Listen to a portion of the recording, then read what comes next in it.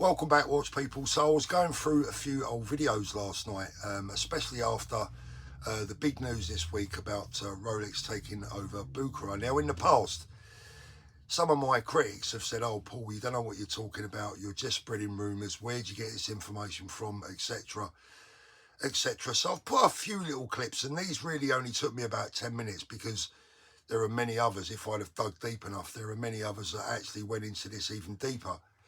But there's a few clips coming up now. I think that goes to prove that, in general, I hope that my information and my sources are just about as solid as they get. And I also found a clip back from 2016 that I've thrown in as well, which I think you'll find interesting when I talk about Rolex prices and my beliefs. That's coming up right now after this message from one of my trusted dealers.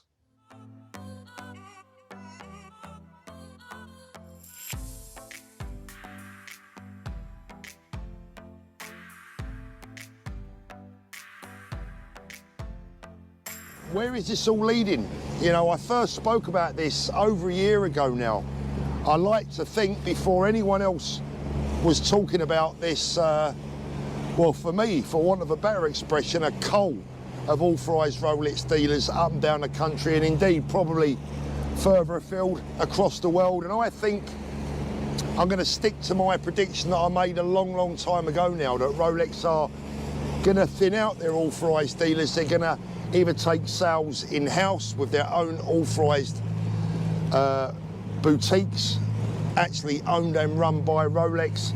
So what have I been saying for a very long time now? And if what I'm hearing is correct, a lot of authorised Rolex dealers could be sweating today after my sources tell me that Rolex have got the hump and that there could be some very big changes on the way. And today I can reveal that a story is on the verge of breaking that could potentially be among the biggest that we've had in the watch world.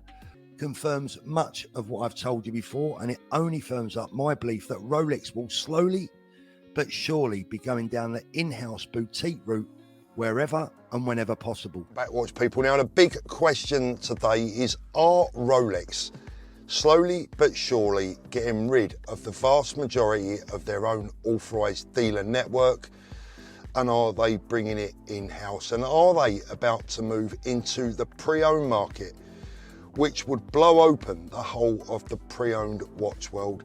Now, more than 2 years ago, when I predicted that it was my opinion that Rolex were looking to thin out and slowly but surely phase out the vast majority, if not all, of their authorised dealer network, because they would be better off bringing the sales in-house. And I've believed for a long time that Rolex have been hugely unhappy with a lot of their authorised dealers and the way in which the authorised dealers have been distributing their watches.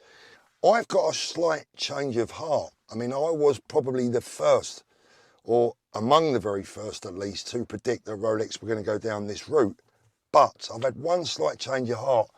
I'm not so sure that they're looking to bring the whole operation in-house anymore. I think they're looking to keep their relationships with the bigger organisations. I've done for many years, and that's work hard and try and be busy and try and do the best for both myself and for my customers. Those of you that follow my website, and I know that there's hundreds and indeed thousands of people that follow my website on a daily basis, you will have noticed that I'm extremely quiet stock wise. In fact, for a watch dealer, I'm almost embarrassed at the poor levels of stock that I have at the moment, and have done for about 2 or 3 months. And the reason that is because, you know, the watch world, and in particular the Rolex world, in my opinion, has gone quite crazy, and it concerns me greatly, and I want to take you very carefully through the reasons why I've been concerned over the last few months. And that is because, particularly in the UK, but certainly worldwide, we have watched Rolex prices almost go through the roof in many instances. So many models have risen in value. So many new watches are being asked over list price for, which, as you know from previous videos, if you saw them, there's only 3 Rolex models that I consider are worth paying over list for, and I'll tell you what they are. That's the James Cameron Deep Sea it's the new ceramic Daytona, and it's the Rolex GMT BLNR. There is a possible case for paying a tad more over list for the 11661 LV, the green Submariner. But apart from that, the rest of them, as far as I'm concerned, should be list price. Now, what we've seen is a lack of availability, certainly even from the main dealers, the ADs, and that has filtered through into the pre-owned market. So there's been a lack of availability, and what that has done, we've had a demand that's outstripped supply, if you like, and that always leads to inflated prices. And on top of that, we've had a pound that has been deflated against the dollar, and more importantly for us in the UK, against the euro. So again, that has caused prices to increase quite dramatically. Now, I've been telling anyone that will listen, and I've been telling my customers, and you know, look, people can believe me or believe me not. It doesn't really matter to me. A lot of people, I think, understand me. There's one or two people out there who think that my channel was all about self-promotion, was all about increasing my business. Well, that's true to a degree, of course. I mean, everyone makes videos. When you're in business, you make videos to improve your business. But my videos were genuinely and always aimed at helping the general watch buying public. Now, as a dealer, that's left me with a little bit of a dilemma in recent months, because I don't think there's been a lot of value to be had in the Rolex world in the last few months. In fact, I think some of the prices that I'm seeing touted around these days, and I won't mention any companies or any names, most people will probably know the sort of people that are charging way over the odds for some of these watches. I think that's a dangerous game to play. I think it's a dangerous game to play with their own reputation, and I certainly think it's a dangerous game to play for the watch buying public. What does that mean? Don't let me confuse you. What does it mean exactly? Well, what it means is this, is that as a watch dealer and as a watch retailer, I refuse to pay silly prices for watches. It doesn't matter that I can sell that watch and make a profit, because morally I don't feel that I can sell a watch at what I call a silly price or an overinflated price and look my customer in the eye. And that's a position that I never want to be in. I always want to be able to look my customer in the eye and say that I gave you a fair deal. Hence, right now, my stock levels are quite low. So as you can see for yourself, guys, my attitude towards the business whilst I was in it hasn't changed a bit now that I'm out of it. And I don't think that my long-term predictions were too far out or too far wrong, to be fair. And of course, no one could predict the rather unique situation that we find ourselves in today. But as you can clearly see, for me, my customers' long-term interests were always vital in my business life. So the next question that I went through was, where was I getting my stock back in 2016?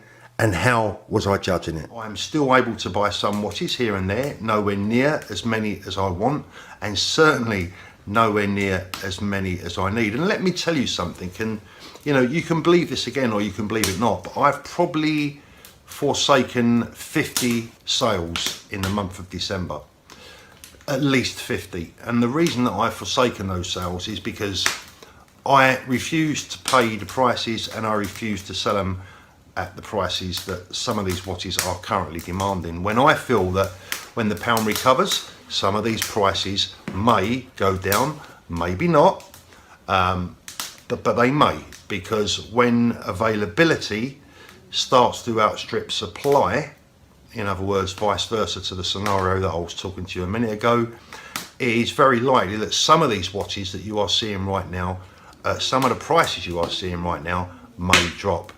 And I like to sell my watches to my customers as an investment, not as a depreciating asset. So I'm sticking to my guns, I'm sticking to my morals, I'm sticking to my ethos, and what I'm doing is my stock levels are low, but what I do have is priced fairly and is still considered to be an investment for my customer. Now let me give you another little example of a watch that I'm a massive fan of, that I've sold hundreds of over the years, and remains one of the most sought after watches that my customers will email me or call me about, and that's the Rolex Submariner. But if we look at the 11610, the current ceramic version of the Rolex Submariner watch, I'm not sure what it's like in other parts of the world, but certainly in the UK right now, there are people asking over list price for that watch. I'm sorry, the Submariner, as great a watch as it is not worth over list price, and I refuse to sell it for over list price. And those of you that saw my videos earlier on in the year about my warnings about how much you should or shouldn't pay for the new ceramic Daytona. Yes, the ceramic Daytona, you will have to, or you may have to pay over list for it, and paying £1,000 or £2,000 over list for that watch is acceptable. Paying £1,000 or £2,000 over list price for the James Cameron Deep Sea is acceptable.